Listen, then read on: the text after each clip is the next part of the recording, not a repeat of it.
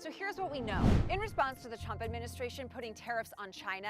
China? Yeah, that China. China just announced retaliatory tariffs on billions of dollars. Billions and billions and billions Of U.S. goods, many of them from California. Is paying premium prices to shop at Amazon worth it? Probably the biggest feature is its free 2-day shipping on what the company says are hundreds of millions of items. You can also get certain items delivered on the same day, too. How did the peanut become a thing anyway? Let's connect the dots.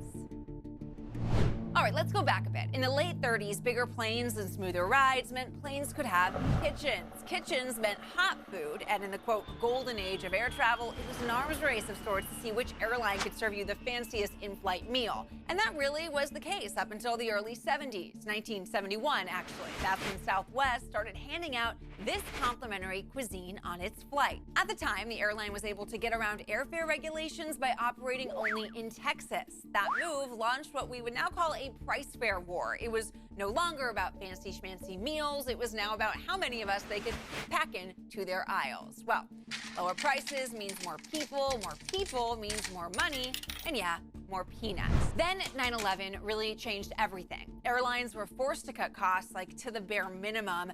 Free meals all but disappeared.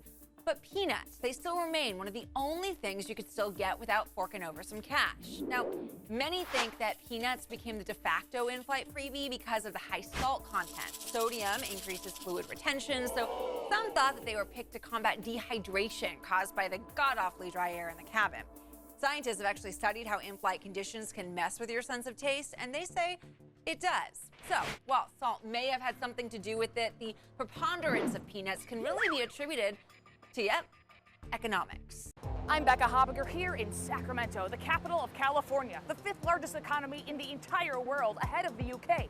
And yet our state is under attack from a group of people from Arizona trying to poach our people, our jobs, our companies. And leaders here in Sacramento are saying, not on our watch. So we've had Utah, Colorado, Arizona, Texas. And am I missing one make a play for our state?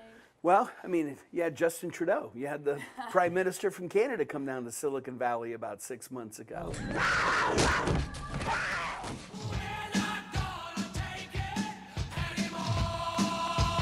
The Arizona group wants people to complain about California on social media using the hashtag #CAStruggles. Movie theaters are hurting, like badly. Last summer's box office, listen to this, hit a 25-year low. Think about it. When was the last time you went to see a movie in a theater? All you parents out there, I understand. First and the newest, AMC's so-called Stubbs A-List. Starting next week, you can pay $20 a month or the old famous $19.99 a month. Do they really think that's 1 cent as a selling point?